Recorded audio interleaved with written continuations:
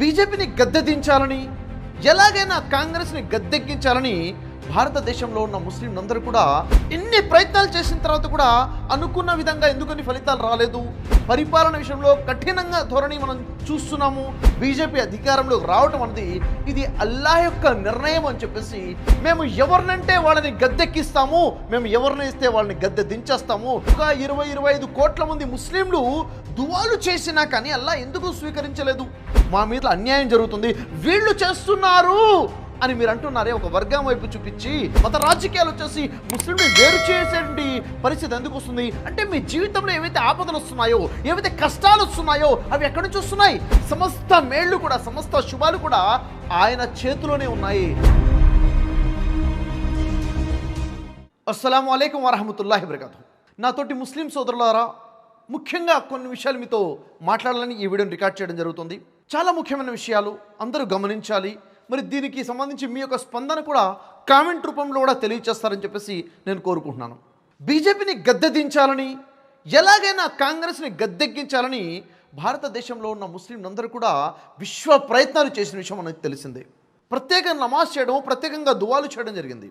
మరి ఎన్ని ప్రయత్నాలు చేసినా కానీ బీజేపీ అధికారంలోకి వచ్చేసింది. మరి నరేంద్ర మోడీ మూడోసారి ప్రధానమంత్రిగా ప్రమాణ స్వీకారం కూడా చేయడం జరిగింది. అయితే ఇలా ఎందుకు జరిగింది? ఇన్ని ప్రయత్నాలు చేసిన తర్వాత కూడా అనుకున్న విధంగా ఎందుకని ఫలితాలు రాలేదు? దీనికి గల కారణాలు ఏమిటి అంటే, దీనికి సంబంధించిన రాజకీయపరమైన కారణాలు, భౌతికపరమైన కారణాలు విశ్లేషించుకోవాలంటే చాలా విషయాలు ఉంటాయి. కానీ ఈరోజు నేను మీతో ఈ రాజకీయపరమైనటువంటి కారణాల గురించి చర్చించదలుచుకోవట్లేదు. ఇప్పుడు నేను మీతో మాట్లాడాలనుకున్న విషయం ఏంటంటే, అసలు దీనికి సంబంధించి ఆధ్యాత్మిక కోణంలో ఉన్నటువంటి కారణాలు ఏంటి? ఆధ్యాత్మికంగా అసలు ఎందుకని మన దువాలు స్వీకరించబడటం లేదు? ఎందుకని ఇక్కడ బీజేపీ అధికారంలోకి వస్తుంది? ఎందుకని ముస్లింల విషయంలో, పరిపాలన విషయంలో కఠినంగా ధోరణి మనం చూస్తున్నాము? ఈ ప్రశ్నలకి ఆధ్యాత్మిక కోణంలో సమాధానాలు చూసేటువంటి ప్రయత్నం చేద్దాము ఖురాన్ మరియు హదీస్ వెలుగులు. అయితే 2014లో నరేంద్ర మోడీ గారు ప్రధానమంత్రి అవడమేనా, 2019లో నరేంద్ర మోడీ గారు ప్రధానమంత్రి అవ్వడమేనా కానీ, అదే 2024లో మరొకసారి మూడోసారి ప్రధానమంత్రి అవ్వటము, బీజేపీ అధికారంలోకి రావటం అనేది ఇది అల్లాహ్ యొక్క నిర్ణయం అని చెప్పేసి నేను విశ్వసిస్తున్నాను. నా నమ్మకం. నేనే కాదు, ప్రతి ముస్లిం కూడాను ఈ విషయాన్ని విశ్వసించాలి. ఎందుకంటే అల్లాహ్ ఖురాన్లో తెలియచేస్తున్నాడు. ఖురాన్ గ్రంథంలో 3వ సూరా 26వ వాక్యంలో పరిశీలించినట్లయితే అల్లాహ్ సుబ్హానహు వ తఆలా ప్రవక్త ముహమ్మద్ సల్లల్లాహు ఈ విధంగా తెలియచేయడం జరుగుతుంది. ఓ ముహమ్మద్ సల్లల్లాహు అలైహి వసల్లం, ఈ విధంగా పలుకు, ఓ అల్లాహ్, విశ్వరాజ్యాధిపతివే నీవు కోరిన వారికి రాజ్యాధికారాన్ని ప్రసాదిస్తావు, నీవు కోరిన వారి నుంచి రాజ్యాన్ని లాక్కుంటావు, నీవు కోరిన వారికి గౌరవాన్ని వసుకుతావు, నువ్వు కోరిన వారిని పరాభవానికి గురి చేస్తావు. సమస్త మేళ్ళు, సమస్త శుభాలు నీ చేతిలో ఉన్నాయి. నిశ్చయముగా నువ్వు ప్రతి వస్తువుపై అధికారం కలవాడవు అని చెప్పేసి ఈ విధంగా పలకమని అల్లాహ్ సుబ్హానహు వ తఆలా ప్రవక్త ముహమ్మద్ సల్లల్లాహు తెలియజేయడం జరుగుతుంది. ఈ వాక్యంలో చాలా గొప్ప సందేశం ఉంది. ఏంటి సందేశం అంటే, సృష్టికర్తన అల్లాహ్ ఎవరినైతే కోరుకుంటాడో ఆ వ్యక్తిగా రాజ్య అధికారాన్ని ప్రసాదిస్తాడు. ఇంత పెద్ద భారతదేశం, ఈ రాజ్యానికి అధికారాన్ని నరేంద్ర మోడీకి ప్రసాదించింది ఎవరు అంటే దేవుడు కోరుకున్నాడు. దేవుడు తాను కోరిన విధంగా, అల్లాహ్ కోరిన విధంగా రాజ్యాధికారం నరేంద్ర మోడీకి లభించదని ఈ ఖురాన్ వాక్యం ప్రకారంగా తెలుస్తుంది. మరియు రాజ్యాధికారాన్ని లాక్కుంటాడు కూడాను. ఎవరికైతే రాజ్యాధికారం కోసం ప్రయత్నం చేసినా అధికారం రాలేదో అది ఆ నిర్ణయం కూడా దేవుడిదే. దేవుడు తాను కోరుకున్న వారికి గౌరవాన్ని వసుకుతాడు. దేశానికి ప్రధానమంత్రిగా, మినిస్టర్స్గా, క్యాబినెట్ మినిస్టర్స్గా ఈరోజు చూసినట్లయితే అనేక మందికి గౌరవం లభించింది. ఎవరిచ్చారు? గౌరవాన్ని వసుకుంది కూడాను అల్లానే. ఈరోజు క్యాబినెట్ మినిస్ట్రీలో భారతదేశానికి స్వతంత్రం వచ్చినప్పటి నుంచి ఇప్పటివరకు ఎప్పుడూ లేని విధంగా జరిగిన విషయం ఏమిటంటే, ఒక్క క్యాబినెట్ మినిస్టర్ కూడా ముస్లిం లేకుండా పోయాడు. ఎందుకని గౌరవం లేదు? తాను కోరిన వారికి పరాభవానికి గురి చేస్తాడు అన్నది కూడా అల్లాహ్ తెలియచేస్తున్నాడు. అంటే ఎవరికి గౌరవాన్ని ఇవ్వాలో, ఎవరి నుంచి గౌరవం నుంచి పడివేయాలో కూడా అది ఎవరి చేతిలో ఉంది? దేవుని చేతిలో, అల్లాహ్ చేతిలో ఉందని అల్లాహ్ ఖురాన్లో స్పష్టంగా చెప్తున్నాడు. సమస్త మేళ్లు కూడా, సమస్త శుభాలు కూడా ఆయన చేతిలోనే ఉన్నాయి, ఆ దేవుని చేతిలోనే ఉన్నాయి. దేవుడు శుభాలు ఇవ్వాలంటే దేవుడి దగ్గర తక్కువేమీ కాదు, ఇవ్వచ్చు. కానీ ఎవరికి ఇవ్వాలనేది తాను నిర్ణయిస్తాడు. నిశ్చయంగా ప్రతి వస్తువు మీద, ప్రతి విషయం మీద అధికారం ఉన్నవాడు ఎవరు? అల్లాహ్ సుబ్హానహు వ తఆలా అన్న విషయం ఇక్కడ ఖురాన్లో తెలియజేస్తున్నాడు. గమనించే వాళ్ళకి చాలా గొప్ప విషయం అర్థమవుతుంది ఇక్కడ. ముఖ్యంగా ఇక్కడ గమనించాల్సిన విషయం ఏమిటంటే చాలా సందర్భాల్లో ఒక విషయం వినటానికి వస్తుంది. మా పాపులేషన్ ఇంత ఉంది, మా ఓటర్స్ ఇంతమంది ఉన్నారు, మా దగ్గర ఇంత ఓట్ బ్యాంక్ ఉంది, మేము ఎవరినంటే వాళ్ళని గద్దెక్కిస్తాము, మేము ఎవరిని ఇస్తే వాళ్ళని గద్దె దించేస్తాము, ఏ పార్టీ గెలవాలా, ఏ పార్టీ ఓడిపోవాలా, ఏ అభ్యర్థి గెలవాలా, ఏ అభ్యర్థి గెలవకూడదా నిర్ణయించేది మేమే, మా దగ్గర ఇంత పర్సంటేజ్ ఓట్ బ్యాంక్ ఉంది అని కొంతమంది మాట్లాడుతూ ఉంటారు. నిజంగా చెప్పాలంటే ఈ విధంగా ప్రకటించడము, ఈ విధంగా మాట్లాడము దేవుని వాక్యానికి విరుద్ధమైన ప్రకటన. ఎందుకంటే అధికారాన్ని ఇచ్చేవాడు, గద్దెక్కించేవాడు సృష్టికర్తన అల్లా, నువ్వు కాదు అన్న విషయం గమనించుకోవాలి. మరి ఎవరైతే ఈ విధంగా మాట్లాడారో అది అహంకార ధోరణి. కాబట్టి వెంటనే తమ తప్పును తెలుసుకొని దేవుని వైపు తిరిగి దేవునితో క్షమాపణ కోరుకోవాల్సిన అవసరం ఉంది. దేవునితో క్షమాపణ కోరుకోవాలి. ఈ విషయంలో ఇక్కడ ముఖ్యంగా గమనించాల్సిన విషయం ఏంటంటే అసలు ఇన్ని కోట్ల మంది, దాదాపుగా 20-25 కోట్ల మంది ముస్లింలు దువాలు చేసినా కానీ అల్లా ఎందుకు స్వీకరించలేదు? బీజేపీని ఓడగొట్టాలని, అధికారం ఇవ్వకూడదని, కాంగ్రెస్కి అధికారం రావాలని అనేక ప్రయత్నాలే కాకుండా దువాలు చేశారు కదా, నమాజులో దువా చేశారు కదా, రంజాన్లో ఉపవాసాలు ఉండి కూడా దువాలు చేశారు కదా, ఇఫ్తార్ ముందు దువా చేశారు కదా, తహజుద్ నమాజ్లో దువాలు చేశారు కదా. ఎందుకని దువాలు స్వీకరించబడలేదు? ఎప్పుడైనా ఆలోచించారు? ఎందుకని? చిన్న చిన్న పిల్లలు దువా చేశారు, స్త్రీలు దువా చేశారు, వృద్ధులు దువా చేశారు, మస్జిద్లోని ఇమాములు దువా చేశారు, ఈ దౌర్జన్యం నుంచి మమ్మల్ని కాపాడు అని దువాలు చేశారు కదా. ఎందుకని దువాలు స్వీకరించలేదు? ఎందుకని అల్లా ముస్లింల దువాలు స్వీకరించడం లేదు? అంటే ఇక్కడ గమనించాల్సినటువంటి విషయం ఏంటంటే అసలు అల్లా ఎవరి దువాలు స్వీకరిస్తాడు, ఎవరి దువాలు స్వీకరించాడు అన్నది కూడా మనం అర్థం చేసుకోవాలి కదా. ఎవరైతే దౌర్జన్యం చేస్తున్నారో, దౌర్జన్యం చేసే వారి దువాలు స్వీకరించాడు, ఎవరైతే దౌర్జన్యానికి పాలవుతున్నారో వారి దువాలు స్వీకరించబడతాయి. మరి ఈ విషయం మనకు తెలుసు కదా. మరి ఇక్కడ దౌర్జన్యం చేస్తుంది ఎవరు? దౌర్జన్యం చేస్తుంది పాలితులు కదా. వీళ్ళు దౌర్జన్యం చేస్తున్నారు కదా, కాబట్టే కదా మేము దువాలు చేస్తున్నాం అనొచ్చు. కానీ సోదరులు ఒకసారి ఆలోచించండి. ఖురాన్లో సూర్య బహ్రాలో 2వ సూరాలో 140వ వాక్యంలో మనం చదివినట్లయితే అల్లాహ్ సుబ్హానహు వ తఆలా తెలియజేస్తాడు, ప్రవక్త ఇలా అడుగు, మీకు బాగా తెలుసా లేక అల్లాహ్కి బాగా తెలుసా?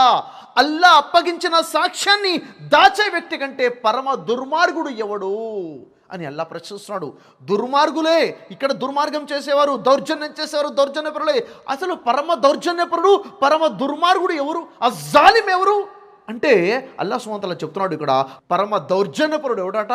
ఎవరైతే అల్లాహ్ ఇచ్చిన సాక్ష్యాన్ని ప్రజలకు చేరవేయకుండా దాచివేస్తున్నాడో వాడే పరమ దౌర్జన్యపరుడు, దుర్మార్గుడు అని చెప్పేసి అల్లాహ్ ప్రకటిస్తున్నాడు. మరి దుర్మార్గులు, దౌర్జన్యపరుల దువాలు స్వీకరించబడతాయా? స్వీకరించబడవు. మరి ఇక్కడ అల్లాహ్ ఇచ్చిన సాక్ష్యం ఏమిటి? ఏ సాక్ష్యాన్ని ఈరోజు ముస్లింలు దాచేస్తున్నారంటే ఖురాన్ గ్రంథం, చిట్ట చివరి గ్రంథం ఏదైతే ఉందో ఈ ఖురాన్ సమస్త మానవాళి కోసము మార్గదర్శకంగా వచ్చినటువంటి గ్రంథం కదా. మరి దీంట్లో ధర్మం గురించి తెలిసినటువంటి అనేక ఉపదేశాలు ఉన్నాయి కదా. ఈ సాక్ష్యాన్ని దాచివేస్తారో వాళ్ళని అల్లానే తెలియచేస్తున్నాడు ఖురాన్లో సూరా బఖరా 146లో, వాళ్ళు పరమ దౌర్జన్యపరులు, పరమ దుర్మార్గులు అని చెప్పేసి. కాబట్టి ఇక్కడ గమనించాల్సిన విషయం ఏంటంటే దువాలు ఎందుకు స్వీకరించబడడం లేదు? మనం ఏదో తప్పు చేస్తున్నాం కాబట్టి. ఇంకో విషయం చూసుకున్నట్లయితే ఇక్కడ సంబంధాలు పెంచుకోవాలా, సంబంధాలు తెంచుకోవాలా? సంబంధాలు తెంచుకోవడం చాలా ఘోరమైన పాపం కదా. మరి ఈరోజు ప్రపంచంలో ఉన్న మానవులందరూ కూడా ఒకే తల్లి తండ్రి సంతానము, ఆదం హవ్వ సంతానము, రక్త సంబంధం ఉన్నటువంటి వారము, అందరం అన్నదమ్ములు అని ఖురాన్లో సూరా నిసా 4వ సూరా 1వ వాక్యంలో తెలియచేస్తున్నప్పుడు మనం ఎందుకని సంబంధాలు తెంచేసుకుంటున్నాము? వీళ్ళు గైర్, వీళ్ళు వేరు, మేము వేరు. ఈ సంబంధాలు తెంచుకోవడం ఏంటి? ఈ కాఫ్ మీమ్ అన్న ఆలోచనలు ఎందుకు వచ్చేస్తున్నాయి? ఈ మధ్య గోడలు ఎందుకు కట్టేసుకున్నాము? ఈ ఆలోచనలు ఎక్కడి నుంచి వచ్చేస్తున్నాయి? ఎప్పుడైతే మనము రక్త సంబంధాన్ని తెంచుకోవడం మొదలుపెట్టామో మరి అల్లాహ్ దువాలు ఎలా స్వీకరిస్తాడన్నది ఒక్కసారి ఆలోచించాల్సినటువంటి అవసరం ఈరోజు ఉంది. ఎందుకంటే ఈరోజు మనము ఆత్మ పరిశీలన చేసుకోకపోతే అసలు మన తప్పు ఎక్కడ జరుగుతుందో, ఏమి తప్పు చేశామో మనకు అర్థం అవ్వదు. ఇంకో విషయం గమనించండి. ఈరోజు నేను ముస్లింని అని నేను చెప్పుకున్నంత మాత్రాన నేను ముస్లింని కాను కదా. నేను ముస్లింని అని చెప్పుకుంటే సరిపోదు. నేను దేవుని ఆజ్ఞల ప్రకారంగా జీవితం గడుపుతున్నానా లేదా? నా విశ్వాసం దేవుడు ఆజ్ఞ ప్రకారంగా నా విశ్వాసం ఉందా లేదా? నా ఆచరణ దేవుడు ఆజ్ఞ ప్రకారంగా ఉందా లేదా? ఖురాన్ మరియు హదీస్ ప్రకారంగా నా జీవితము, నా విశ్వాసాలు ఉన్నాయా లేదా అన్నది నేను చూసుకోవాలి. ఎప్పుడైతే దేవుని ఆజ్ఞ ప్రకారంగా, ప్రవక్త వారి పద్ధతి ప్రకారంగా నేను జీవితం గడుపుతానో అప్పుడే నిజమైన విశ్వాసిని, నిజమైన ముస్లింని. కాబట్టి ఎక్కడ నేను ధర్మానికి దూరంగా వెళ్ళిపోయాను, ఎప్పుడైతే నేను అధర్మంగా జీవితం గడుపుతానో మరి నా దువాలు ఎలా స్వీకరించబడతాయి? ఒక్కసారి ఆలోచించాల్సిన అవసరం ఉంది. మరి నిజంగా ఈరోజు మా మీద దౌర్జన్యం జరుగుతుంది, ఈరోజు సిఏ అని, ఎన్ఆర్సీ అని చెప్పేసి, అక్కడక్కడ మాబ్ లించింగ్స్ అని చెప్పేసి రకరకాలుగా ఆపదలు వచ్చేస్తున్నాయి అని బాధపడుతున్నాం కదా. ఒక్కసారి ఆలోచించండి. ఇక్కడ మరి ఈ ఆపదలు ఎందుకు వస్తున్నాయి? మరి ఈ ఆపదల నుంచి కాపాడమని దువా చేస్తుంటే అల్లా ఎందుకని కాపాడడం లేదు అంటే దీని ఖురాన్లో మనం పరిశీలించినట్లయితే 42వ సూరా 30 ఆయతలో పరిశీలిస్తే మీపై ఏ ఆపదలు వచ్చి పడ్డా కానీ అవి మీరు చేతులారా చేసుకున్న చేష్టల ఫలమే, మీ కర్మల ఫలమే అని అల్లా తెలియచేస్తున్నాడు. అంటే మీ జీవితంలో ఏవైతే ఆపదలు వస్తున్నాయో, ఏవైతే కష్టాలు వస్తున్నాయో అవి ఎక్కడి నుంచి వస్తున్నాయి? మనం అనుకుంటున్నాము దేవుడు పరీక్షలు పెడుతున్నాడని చెప్పేసి. దేవుడి తరపు నుంచి పరీక్షలే. ఎప్పుడు పరీక్షలు అవుతాయి? ఎప్పుడైతే దేవుడు ఇచ్చినటువంటి విశ్వాసాల ప్రకారంగా, దేవుడు చెప్పిన ఆచరణ ప్రకారంగా నువ్వు జీవితం గడుపుతూ ఉంటావో అప్పుడు కూడా నీ మీద జీవిత కష్టాలు వస్తే అవి పరీక్షలు. కానీ దేవుడిచ్చిన ధర్మాన్ని నువ్వు అర్థం చేసుకోకుండా ధర్మానికి వ్యతిరేకంగా ఎప్పుడైతే నువ్వు జీవితం గడుపుతూ ఉంటావో అప్పుడు నీ మీద వస్తుంది దేవుడి తరపు పరీక్షలు కాదు, దేవుని తరపు నుంచి శిక్షలు అనే విషయం అర్థమవుతుంది. అదే ఖురాన్లో 42వ సూరా 30 ఆయతలు తెలియజేస్తున్నాడు. మీపై ఏ ఆపదలు వచ్చి పడ్డా కానీ, ఏ అయితే కష్టాలు నష్టాలు వస్తున్నాయో అవి మీరు చేతులారా చేసుకున్నటువంటి పనుల యొక్క ఫలితము. అంటే మనం ఏదో చేస్తున్నాము, దానికి రిఫ్లెక్షన్గా, యాక్షన్కి రియాక్షన్గా మన లైఫ్లో కష్టాలు వస్తున్నాయి. మరి ఇక్కడ గమనించాల్సిన విషయం ఏంటంటే ఇంతకు మనం ఏం తప్పు చేసాం? అంత పెద్ద తప్పు ఏం చేశాము? ఎందుకని మరి ఈ మన భారతదేశంలో ముస్లింలు కంప్లీట్గా ఒక కార్నర్ చేయడం జరుగుతుంది? ముస్లింల మీద ఒక రకమైన చెడు భావన ఎందుకు వచ్చేస్తుంది? ఇన్సెక్యూరిటీ ఫీల్డ్లోకి ఎందుకు వచ్చేస్తున్నాము? అసలు మత రాజకీయాలు వచ్చేసి ముస్లింలు వేరు చేసేటువంటి పరిస్థితి ఎందుకు వస్తుంది? మానవులందరూ ఒకటే అని మానవులలో కలుపుకునే విషయంలో ముస్లింలకు ఎందుకు కలుపుకోవడం జరగడం లేదు? చేసిన తప్పేంటి? దాన్ని పరిశీలించినట్లయితే ఖురాన్ గ్రంథంలో సూర్య బఖరా 2వ సూరా 159వ వాక్యాన్ని పరిశీలించండి చాలా జాగ్రత్తగా. నేను చెప్తున్న రిఫరెన్సెస్ మీరు ఖురాన్ తెరిచి చదవండి. తెలుగు అనువాదం కానీ, ఉర్దూ అనువాదం కానీ, ఇంగ్లీష్ అనువాదం కానీ, హిందీ కానీ, అరబీ వస్తే అరబీలో చదివి అర్థం చేసుకుని పరిశీలించే ప్రయత్నించండి. నేను చెప్తున్న రిఫరెన్స్ ఎందుకు చెప్తున్నాను? మీరు రాసుకుని చదవాలన్న ఆలోచనతో ఆ తర్వాత మీకు అర్థమైన విషయం కామెంట్లో తెలియచేయండి. వాస్తవాన్ని మనం పరిశీలిస్తేనే మనకి విషయం అర్థమవుతుంది. సూర్య బఖరా 2వ సూరా 159వ ఆయతలో ఏం తెలియచేస్తున్నాడు? సృష్టికర్త చెప్తున్నాడు, మేము అవతరింపజేసిన స్పష్టమైన జ్ఞానబోధలు, ధర్మోపదేశాలు వాస్తవానికి మానవులందరికీ మార్గదర్శకం కోసమని మా గ్రంథంలో తెలియజేసిన తర్వాత కూడా ఎవరైతే వీటిని దాచేస్తారో వారిని అల్లా తప్పకుండా శపిస్తాడు. అల్లా శపిస్తాడు. ఇంకా శపించే వారందరి శాపం వారి మీద ఉంటుంది, వారందరూ శపిస్తారు అని ఉంది. ఇక్కడ చాలా జాగ్రత్తగా గమనించండి. దేవుడు అవతరింపజేసిన జ్ఞానబోధలు, ధర్మోపదేశాలు ఏంటివి? దేని గురించి చెప్తున్నాడు? చిట్ట చివరి దైవగ్రంథమైన ఖురాన్ గురించి చెప్తున్నాడు. ఖురాన్ దేవుడు అవతరింపజేసినటువంటి జ్ఞానబోధలు, ధర్మోపదేశాలు. ఇది మీరు నా యొక్క విశ్వాసం. మరి ఇది ఎవరి కోసము? కేవలం ఒక వర్గం కోసం అంటే సమస్త మానవాళి కోసము మార్గదర్శకమని ఈ ఖురాన్లో చెప్పాడు. ఈ విషయం నీకు నాకు మనందరికీ తెలుసు. అయినప్పటికీ వీటిని ఎవరైతే దాచివేస్తారో, ప్రజలకు చేరవేయరో, ఈ ధర్మాన్ని దాచేస్తారో, ధర్మాన్ని ప్రజలకు తెలియచేరో వారిని అల్లా తప్పకుండా శపిస్తాడు. శపించే వారందరూ శపిస్తారు.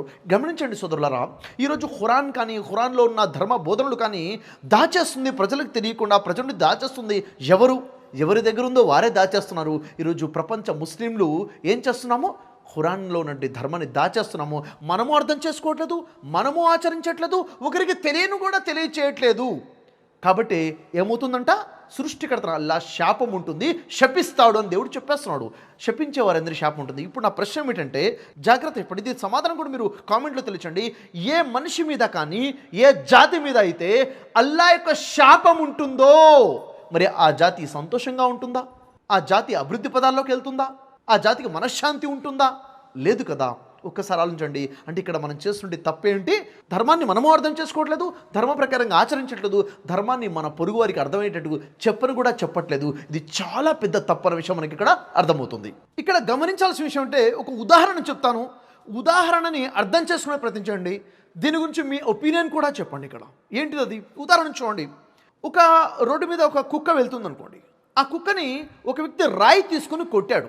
కొడితే ఆ కుక్క రాయి వైపు చూస్తుందా, కొట్టిన వ్యక్తి వైపు చూస్తుందా?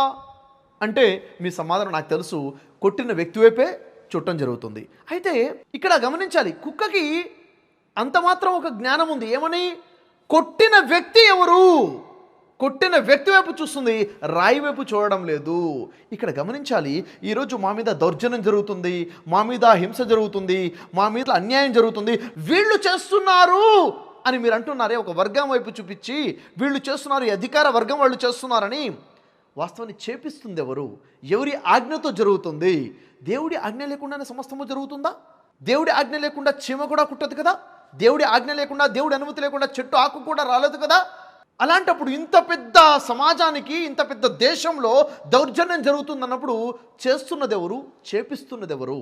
అంటే కుక్క రాయిని చూడట్లేదు, ఇసిరేసిన వ్యక్తిని చూస్తున్నట్టు అసలు ఈరోజు ముస్లిం సమాజం నేను ప్రశ్నిస్తున్నాను, మీ మీద ఆ కష్టాలు, ఇబ్బందులు, ఆపదలు వస్తున్నాయంటే ఎవరు ఇబ్బందులు పెడుతున్నారో వాళ్ళని చూస్తారా? అసలు ఎవరు పెట్టే విధంగా చేస్తున్నాడో పైన దేవుణ్ణి చూడాలా, అల్లాని చూడాలనేది ఒకసారి ప్రశ్నిస్తాను. ఇంకా మీరు అనొచ్చు, ఇదేంటి సార్ కుక్క ఎగ్జాంపుల్ ఇస్తున్నారని చెప్పేసి. సరే, మీకు అర్థం అవడం కోసం ఇంకొక ఉదాహరణ ఇస్తాను.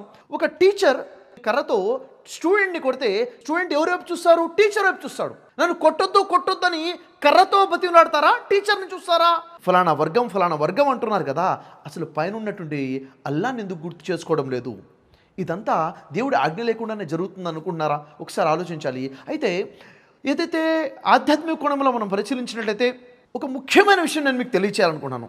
సమయాన్ని తీసి కంప్లీట్గా వీడియో మొత్తం చూడండి. మధ్యలో దీన్ని వదిలేసి వేరే పనులు వెళ్ళబాక. నాకు తెలుసు మీ లైఫ్ చాలా బిజీగా ఉంది, కానీ సమయాన్ని తీయండి. ఎందుకంటే అసలు పరిస్థితులు ఎలా ఎందుకునే మనకు అర్థం కావాలి. సోదరులారా, నేను చెప్పే విషయం చాలా జాగ్రత్తగా గమనించండి.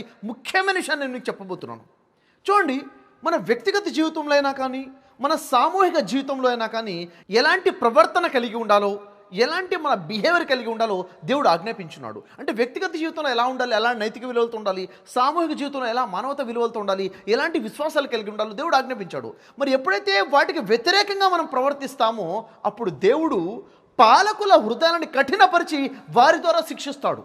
మన ప్రవర్తనలో మార్పు వచ్చే విధంగా వారి ద్వారా శిక్షించడము, దండించడం కూడా జరుగుతుంది. ఈ విషయం నేను చెప్తున్నానంటే నేను చెప్పే విషయం కాదు, ప్రవక్త ముహమ్మద్ సుస్వామి తెలియచేశారు. ఇది మిష్కాతుల్ మసాబీ హదీస్లో అబూ దర్దా రజియల్లాహు కథనం ప్రకారంగా ప్రవక్త ముహమ్మద్ సుస్వామి తెలియచేశారని చెప్తున్నారు. ఇక్కడ డైరెక్ట్గా నేరుగా అల్లానే తెలియజేస్తున్నాడు. ఏమని చెప్తున్నాడు? చాలా జాగ్రత్తగా ఈ హదీస్ని పరిశీలించినట్లయితే, నేను పరమ పూజ్యుడను, నేను తప్ప వేడుకోదగిన వాడు లేడు, నేనే మహారాజును, రాజాదిరాజును, ఇంకా చక్రవర్తులకే చక్రవర్తిని, లోక పరిపాలకుల మనసులు నా స్వాధీనంలో ఉంటాయి అన్నాడు. ఏమన్నాడు గమనించాలి. లోక పాలకుల మనసులు నా స్వాధీనంలో ఉంటాయి. ఈ లోకంలో, ఈ రాజ్యాలలో, ఈ భూమి మీద ఎంతమంది అయితే లీడర్స్ ఉన్నారో, పాలకులు ఉన్నారో, అధికారులుగా ఉన్నారో, వారి యొక్క మనసులు ఎవరి ఆధీనంలో ఉంటాయంట? దేవుని యొక్క ఆధీనంలో, దేవుని యొక్క స్వాధీనంలో ఉంటాయి అని చెప్పి తెలియచేయడం జరుగుతుంది. ఆ తర్వాత ఎప్పుడైతే ప్రజలు నా విధేయులై నా ఆజ్ఞాపాలన చేస్తూ ఉంటారో అప్పుడు నేను వారి విషయంలో దౌర్జన్యపరులైన రాజుల హృదయాలను దయాకారుణ్యం వైపుకు మరలిస్తాను అని చెప్తున్నారు. అంటే ఎప్పుడైతే ప్రజలు దేవునికి విధేయత చూపుతారో, దేవుని ఆజ్ఞాపాలన చేస్తూ ఉంటారో ఆ సమయంలో ఏం జరుగుతుంది? దౌర్జన్యపరులుగా ఉన్నటువంటి రాజులు, పాలితుల యొక్క హృదయాలను దేవుడు ఏం చేస్తున్నాడు? దయ వైపుకు, కారుణ్యం వైపుకు మరలిస్తాను అని చెప్తున్నాడు. ఇంకా హదీస్లో ఉంది, ఒకవేళ నా దాసులు నా అవిధేయతకు పాల్పడిపోతే, అంటే నా విధేయతకు దూరంగా వెళ్ళిపోతే నేను వారి పాలకుల మనసును ఆగ్రహానికి, కాఠిన్యం వైపుకు మరలిస్తాను. ఆగ్రహం వైపుకు, కాఠిన్యం వైపుకు మరలిస్తాను అంటే కఠిన పరిచేస్తాడు. ఇక అక్కడి నుంచి తమ పాలితులు శిక్షలు, యాతనలకు గురి చేస్తారు అని ఉంది. అలాంటి నేపథ్యంలో మీరు పాలకులను శాపనార్థాలు పెట్టడంలో నిమగ్నం అవ్వకండి. మీరు నా స్మరణలో, అంటే నేను మీకు శాసించిన నైతిక, మానవీయ ఆజ్ఞలను పాటించడంలో నిమగ్నం అవ్వండి. తద్వారా నేను మిమ్మల్ని ఆ పాలకుల కీడు నుండి కాపాడతాను అని తెలియచేయడం జరుగుతుంది ఈ హదీస్లో. చాలా జాగ్రత్తగా గమనించాల్సిన విషయం ఏంటంటే, ఈ హదీస్లో చెప్తున్న విషయం ఏంటి? దేవుడు ఆధీనంలోని ఈ భూలోక పాలకుల మనసులు దేవుని స్వాధీనంలో ఉన్నాయని, ఎప్పుడైతే ప్రజలు దేవుడికి విధేయత చూపుతారో అప్పుడు కఠినులుగా, దౌర్జన్యపరులుగా ఉన్న రాజుల మనసుని కూడా దేవుడు మెత్తబరుస్తాడని చెప్పేసి, కారుణ్యంగా మార్చేస్తాడని చెప్పేసి, దయాగుణంతో మార్చేస్తాడని చెప్పేసి, ఎప్పుడైతే ప్రజలు దౌర్జన్యపరులుగా మారిపోతారో, దేవుని ఆజ్ఞలకి దూరం అయిపోతారో అప్పుడు దేవుడు పాలకుల యొక్క హృదయాన్ని కట్టిపరుస్తాడు, వారి ద్వారా శిక్షించేలా చేస్తాడు అని చెప్పడం జరిగింది. మరి అలాంటి నేపథ్యంలో ఏం చేయకూడదంట? పాలకులను శాపనార్థాలు పెట్టడంలో నిమగ్నం అవ్వకండి. ఈరోజు మన పాలితులు మనల్ని కఠిన శిక్షలకు గురి చేస్తున్నారు, మనల్ని ఇబ్బంది పెడుతున్నారు, మా మీద దౌర్జన్యం జరుగుతుంది అన్నప్పుడు ఏం చేయకూడదని ఉంది హదీస్లో? పాలకులను శాపనార్థాలు పెట్టడం మానివేయండి, అలాంటి పనులు చేయబాకండి. ఎందుకంటే అసలు ఇది మొత్తం చేపిస్తుంది ఎవరు? సృష్టికర్త దేవుడని ఇంత స్పష్టంగా హదీస్లో ఉన్న తర్వాత ఏమైపోయింది మన విశ్వాసం, మన ఆలోచనలు ఏమైపోయి? ఇప్పుడు మన కర్తవ్యం ఏమిటి? దేవుడిచ్చిన ధర్మాన్ని అర్థం చేసుకుని ధర్మం ప్రకారముగా మనలో మార్పు తెచ్చుకోవాలి, దేవుని స్మరణలో ఉండాలి, ధర్మాన్ని అర్థం చేసుకుని ధర్మ పాలన చేస్తే దేవుడు పాలకుల యొక్క కీడు నుండి రక్షిస్తాను అని చెప్తున్నాడు. పాలకుల హృదయాన్ని మెత్తపరుస్తాను, దయాతో, కారుణ్యంతో నింపుతానని గురించి కూడా చెప్పడం జరుగుతుంది. మరి హదీస్ని పరిశీలిస్తే మనకు అర్థమవుతున్న విషయం ఏంటి? మీ పాలకులు ఎవరు? మీ ఆచరణకి ప్రతిరూపాలు. మీ ఆచరణ ఎలా ఉంటుందో దానికి తగ్గట్టుగా మీ పాలకులు ఉంటారు అన్న విషయం మనకి హదీస్ వెలుగులో అర్థమవుతుంది. ఇలా చేసేది ఎవరంటే సృష్టికర్తన అల్లా అన్న విషయం అర్థమవుతుంది. ఒకవేళ మీ ఆచరణ సరైనదైతే మీ పాలకులు కూడా సరైన వారుగా ఉంటారు. ఒకవేళ మీ ఆచరణ సరైనది కాకపోతే మీ పాలకులు కూడా సరైన వారు కూడా కాకుండా పోతారు. ఇలా చేసేది అల్లాని ఈ హదీస్ ద్వారా స్పష్టంగా అర్థమవుతుంది. ఎప్పుడైతే ప్రజలు చెడిపోతారో, దౌర్జన్య ప్రలుతారో, వారిపై అవినీతి పాలకులు రుద్దపడతారు అన్న విషయం కూడా మనకు అర్థమవుతుంది. అల్లాహ్ ఆయా కాలానికి చెందిన పాలకులను ఆనాటి ప్రజల మానసిక పరిస్థితికి తగ్గట్టుగా నియమిస్తాడు అన్న విషయం కూడా చాలా సుస్పష్టం అవుతుంది. ఇప్పుడు మార్పు రావాల్సింది ఎవరిలో? పాలకుల్లో మార్పు రావాలా లేక ప్రజల్లో మార్పు రావాలంటే ఈ ప్రజల్లోనే మార్పు రావాలి. ముఖ్యంగా విశ్వాసులుగా చెప్పుకుంటున్నటువంటి మీలో, నాలో, మనలో మార్పు రావాలి. మనలో ఎప్పుడైతే మార్పు వస్తుందో దేవుడు పాలకుల హృదయాన్ని మారుస్తాడన్న విషయం, ఈ లాజిక్ మనం మిస్ అయిపోయాం. అయితే ఇప్పుడు మనలో రావాల్సిన మార్పు ఏమిటి? మొట్టమొదటి విషయం ఏంటంటే పాలకులను శపించడం ఆపేయాలి. రెండోది, దేవుడా మమ్మల్ని కాపాడు అని దువాలు కాదు ఇక్కడ మనం చేయాల్సింది. మనం సంస్కరించుకున్న తర్వాత దువా చేయాలి. ఏం సంస్కరణ? వ్యక్తిగత జీవితంలో సంస్కరణ రావాలి, సామూహిక జీవితంలో సంస్కరణ రావాలి. రెండు విషయాలు, ఒకటి వ్యక్తిగత జీవితం, రెండోది సామూహిక జీవితం. వ్యక్తిగత జీవితంలో రెండు విషయాలు ఉన్నాయి. ఒకటేమిటి? మన ఆలోచన పరమైనది, మన అఖీదాపరమైనది, మన విశ్వాసానికి సంబంధించింది. రెండోది ఆచరణ విషయము, వ్యక్తిగత ఆచరణ. అంటే వ్యక్తిగత అఖీదా అంటే విశ్వాసాలు, దేవుని పట్ల విశ్వాసము, పరలోకం పట్ల విశ్వాసము, ప్రవక్తల పట్ల, దైవ గ్రంథాల పట్ల మన విశ్వాసం ఎట్లా ఉండాలి, దైవదూతల పట్ల విశ్వాసం ఎలా ఉండాలి, అఖీదా ముఖద్దర్ పట్ల విశ్వాసం ఎలా ఉండాలి, విశ్వాసము. తర్వాత ఆలోచనలు ఎలా ఉండాలి? ఒక వ్యక్తి ఈర్ష్యా ద్వేషాలతో ఉండాలా, పగా ప్రతీకారాలతో ఉండాలా? లేదు, ఒక మనిషి ఎంత పాజిటివిటీగా ఉండాలి అన్నది ఆలోచన విషయం. ఆచరణ విషయంలో చూసుకున్నట్లయితే ఏవైతే ఒక విశ్వాసిగా నీ మీద దేవుడితే బాధ్యతలు పెట్టాడో, దేవుణ్ణి స్మరించడం, దేవుణ్ణి ఆరాధించడం విషయంలో, రంజాన్ ఉపవాసాల విషయంలో అయినా కానీ, జకాత్ విషయంలో అయినా కానీ, హజ్ విషయంలో ముఖ్యంగా ఏదైతే 5 బాధ్యతలు ఉన్నాయో వాటి ప్రకారంగా నువ్వు ఎలా ఉంటున్నావు, సత్యాన్ని నువ్వు ప్రజలకు తెలియజేసే విషయంలో నీ ఆచరణ ఎలా ఉంది. తర్వాత సామూహిక విషయం, రెండోది ఏంటిది? సామూహిక జీవితంలో తల్లిదండ్రుల హక్కులు, భార్య హక్కులు, భర్త హక్కులు, పిల్లల హక్కులు, కుటుంబ సభ్యుల హక్కులు పట్ల మనం ఎలా ఉన్నాము. ఇంకా చెప్పాలంటే జమాతుల విషయాలు. ఈరోజు ముస్లిం సమాజంలో అనేక జమాతులు చూస్తున్నాం. ఈ జమాతుల పట్ల మన ఆలోచనలు ఎలా ఉన్నాయి? ఈ జమాతు తప్పు, ఈ జమాతు తప్పు అని చెప్పేసి మనం ఫత్వాలు ఇచ్చేస్తున్నాం. ఎంతగా ఫత్వాలు ఇచ్చుకుంటూ వెళ్ళిపోతున్నామంటే ఒక ద్వేషాలు వచ్చేస్తున్నాయి, అసహ్య భావాలు వచ్చేస్తున్నాయి. ఎలా ఫత్వా ఇస్తున్నామంటే వీళ్ళు వాళ్ళని కాఫిర్ అంటున్నారు, వాళ్ళు వీళ్ళని కాఫిర్ అంటున్నారు, వీళ్ళు వాళ్ళని మార్గభ్రష్టులు అంటున్నారు, వాళ్ళు వీళ్ళని మార్గభ్రష్టులు అంటున్నారు. కంప్లీట్గా అసహించుకునేటువంటి ధోరణి వచ్చేసింది. కాబట్టి ఇది సరైన ధోరణి కాదు. వ్యక్తుల్ని ప్రేమించడం మొదలుపెట్టండి.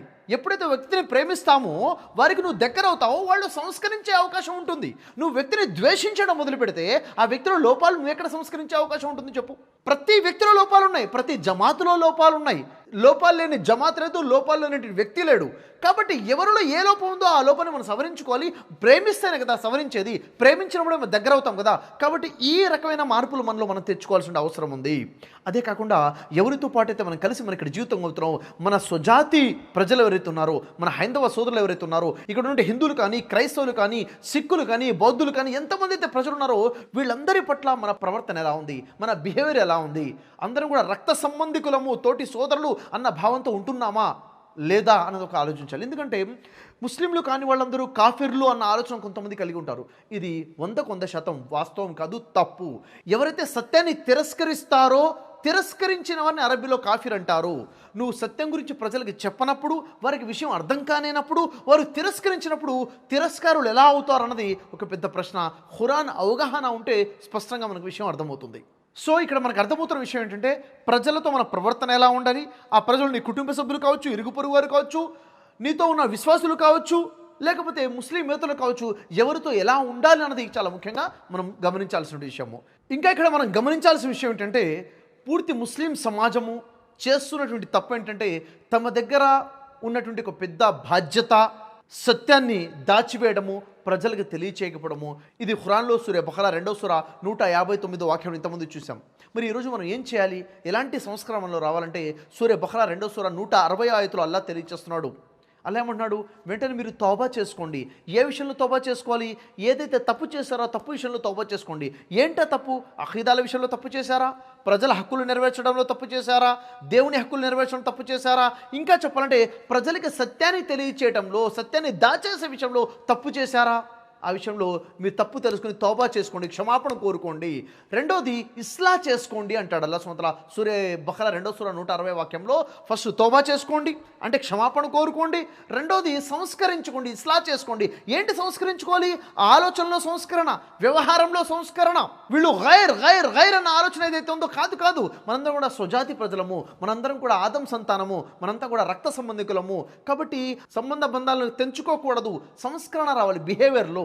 ఆ తర్వాత దాచిపెడుతున్న సత్యాన్ని ప్రజలకు తెలియచేయాలి, డిక్లేర్ చేయాలి. ఎప్పుడైతే ఈ 3 పనులు చేస్తారో అల్లా తప్పకుండా క్షమిస్తాడు, మీ పరిస్థితులు మారుస్తాడు. అల్లా చాలా గొప్పగా కరుణించేవాడని చెప్పేసి అల్లా ఖురాన్లో తెలియచేయడం జరుగుతుంది. ఇంకా మహా అద్భుతమైన విషయం గమనించాల్సిన విషయం ఏంటంటే సూరే హామీమ్ సజ్దా ఖురాన్లో 41వ సూర 34, 35 వాక్యాలు పరిశీలించినట్లయితే, ఓ ప్రవక్త, మంచి చెడులు రెండూ ఒకటి కావు. నీవు చెడును శ్రేష్టమైన మంచి ద్వారా తొలగించు, అప్పుడు నీ పట్ల శత్రుభావం కలిగి ఉన్నవాడు కూడాను నీ ప్రాణ స్నేహితుడైపోవడాన్ని నువ్వు గమనిస్తావు అని తెలియచేయడం జరుగుతుంది. అంటే ఇక్కడేంటి? చెడును మంచి ద్వారా దూరం చెయ్యి అంటే చెడు మాటని మంచి మాట ద్వారా దూరం చేయి, శత్రుత్వాన్ని స్నేహం ద్వారా దూరం చేయి. ఏదైతే సత్యాన్ని నువ్వు దాచిపెట్టావో ఆ సత్యాన్ని ప్రజలకు తెలియచేయడం మొదలుపెట్టు. ఎప్పుడైతే సత్యాన్ని గురించి ప్రజలకు చెప్తావో, ధర్మాన్ని ప్రజలకు తెలియచేయడం మొదలు పెడతావో, అప్పుడేమవుతుంది? శత్రువులు కూడా మిత్రులుగా మారిపోతావు. ఈ విషయాన్ని నువ్వు చూస్తావు అని చెప్పేసి దేవుడు వాగ్దానం చేయడం జరుగుతుంది. ఇది గొప్ప మెరాకిల్. ఈరోజు అందరూ శత్రువులుగా ఎందుకు మారిపోతున్నారు? ఎందుకంటే ప్రజల దగ్గర నుంచి నువ్వు సత్యాన్ని దాచిపెడుతున్నావు కాబట్టి, నువ్వు స్వయంగా అధర్మంలో ఉన్నావు కాబట్టి, ధర్మాన్ని ప్రజలకు తెలియచేయడంలో నువ్వు వెనకడుగులో ఉన్నావు కాబట్టి ఈరోజు చాలా మంచి స్వభావం ఉన్న వాళ్ళందరూ కూడా నీకు శత్రువులుగా మారిపోతున్నారు. మరి ఆ శత్రువులే ప్రాణమిత్రులుగా మారాలంటే నిన్ను నువ్వు సంస్కరించుకోవాల్సిన అవసరం ఉందన్న విషయం మనకి స్పష్టంగా ఇక్కడ అర్థమవుతుంది. ఇంకా ముఖ్యంగా మనం తెలుసుకోవాల్సిన విషయం ఏంటంటే ఖురాన్లో సూరే బఖరాలో 2వ సూర 174 నుంచి 176 వాక్యాల వరకు మీరు పరిశీలించి చదవండి. అయితే ఇక్కడ ఉన్నటువంటి విషయం ఏంటంటే ఎవరైతే ధర్మాన్ని దాచిపెట్టేస్తారో, ధర్మాన్ని ప్రజలకు తెలియచేయరో, ఎవరైతే అధర్మంగా జీవితం గడుపుతారో, సత్యాన్ని తిరస్కరిస్తూ ఉంటారో, మరి అలాంటి వారి విషయంలో వాళ్ళు తమ ఉదరాలను అగ్నితో నింపుకుంటున్నారు అని చెప్పడం జరుగుతుంది. ప్రతి ముస్లిం కోసం కూడా హెచ్చరిక, నీకు తెలిసిన ఒక సత్యాన్ని ప్రజలకు తెలియచేయాలి, నువ్వు ఆచరించాలి కూడాను. లేకపోతే ఏముంది? తమ ఉదరాలను అగ్నితో నింపుకుంటున్నారు. ప్రళయ దినం రోజున అల్లా వారిని పలకరించాడు, అల్లా వారితో మాట్లాడాడు, అల్లా వారిని పవిత్రులుగా పరిగణించాడు. అక్కడ వారికి వ్యధాభరితమైన శిక్ష ఉంటుంది అని చెప్పేసి, అంటే ఏ లోకంలో కష్టాలు నష్టాలే కాదు, పరలోకంలో కూడా పూర్తిగా నష్టపోతావు అన్న విషయం ఇక్కడ గొప్ప హెచ్చరిక ఉంది. కాబట్టి సోదరులారా, ఇక్కడ మన యొక్క ప్రశ్న ఏమిటంటే, ఈరోజు మనం ఇన్ని దువాలు చేసినా కానీ ఎందుకని బీజేపీ అధికారంలోకి వచ్చింది అంటే మన దువాలు స్వీకరించబడలేదు అన్నది పచ్చి నిజం. ఎందుకు స్వీకరించబడలేదు అంటే మనం ధర్మాన్ని దాచిపెట్టడము, ధర్మ విషయంలో మనం అధర్మంగా ప్రవర్తించడము, మనమే దౌర్జన్యపరులుగా ఉంటున్నాము. అంటే దేవుని దృష్టిలో ధర్మాన్ని సాక్ష్యాన్ని దాచిపెట్టేవాడు పరమ దౌర్జన్యపరుడని అల్లా తెలియచేశాడు. కాబట్టి మనం ఎప్పుడైతే మనం తప్పులో ఉన్నామో దేవుడు మన దువాలు స్వీకరించడు. ఇంకా మన జీవితంలో అయితే కష్టాలు వచ్చాయో అవన్నీ కూడా మన స్వయంకృత అపరాధాలే, మనం చేతులారా చేసుకున్న పనుల యొక్క రిజల్ట్ అని చెప్పి అల్లాహ్ ఖురాన్లో చెప్తున్నాడు. ఇంకా చెప్పాలంటే పాలితులు ఇంత కఠినంగా ఎందుకున్నారంటే అల్లానే వారి హృదయాన్ని కఠినంగా చేశాడు అన్న విషయం కూడా అర్థమవుతుంది. మరి వారిలో మార్పు రావాలంటే మన ప్రవర్తన, మన ఆలోచనలో మార్పు రావాలి. మనం సంస్కరించుకోవాలి. మనం దాచిపెడుతున్న ధర్మాన్ని ప్రజలకి ప్రేమపూర్వకంగా తెలియచేయాల్సిన అవసరం ఉంది. ఈరోజు ధార్మిక గ్రంథాల్లో చతుర్వేదాలు ఉన్నాయి, ఉపనిషత్తులు ఉన్నాయి, భగవద్గీత ఉంది, ఇంకా బైబిల్ ఉంది, ఖురాన్ ఉంది. మనం ప్రజలతో మాట్లాడేటప్పుడు గ్రంథాలని పరిశీలించి గ్రంథంలో ఉన్న సత్యాన్ని అర్థం చేసుకుని ధర్మ ప్రకారంగా జీవితం గడపాలన్న విషయం మనం ప్రజలకి తెలియచేయాలి. అది మన కోసమైనా అందరి కోసమైనా. ఎందుకంటే ప్రతి మానవుడి కోసము ఇహలోకం శాశ్వతం కాదు, పరలోకమే శాశ్వతం. ధర్మో రక్షతి రక్షిత. ఏ వ్యక్తి అయితే ధర్మాన్ని రక్షిస్తాడో ఆ వ్యక్తిని ధర్మం రక్షిస్తుంది. మరి ఎవరైతే ధర్మాన్ని రక్షించాడో, ధర్మాన్ని వదిలేస్తాడో ఆ వ్యక్తి కూడా నాశనమైపోతాడు. ఎందుకంటే ఇహలోకం శాశ్వతం కాదు, పరలోకం శాశ్వతమైన జీవితము. మనల్ని పుట్టించిన దేవుడు మన మాటలు వింటున్నాడు, మనల్ని పుట్టించిన దేవుడు మనం చేసే కర్మలు చూస్తున్నాడు, మనల్ని పుట్టించిన దేవుడికి మన హృదయ లోతులో ఉన్న ఆలోచనలు సైతం తెలుసు. ఆయనకి మనం సమాధానం చెప్పుకోవాల్సిన అవసరం ఉంది అన్న విషయము ప్రజలందరూ కూడా తెలుసుకోవాలి. ఈ తెలియజేసే బాధ్యత నా మీద, మీ మీద, మనందరి మీద ఉందన్న విషయం నేను మరీ మీకు తెలియజేస్తున్నాను. సృష్టికర్తను అల్లాతో దువా చేస్తున్నాను, వల్ల మా పాపలు క్షమించు, మాకు నిజ ధర్మాన్ని అర్థం చేసుకొని ఆచరించే భాగ్యాన్ని అందరికీ ప్రసాదించాలని చెప్పేసి ప్రజల్లో మార్పు రావాలి, పాలితుల్లో కూడాను మార్పు రావాలి.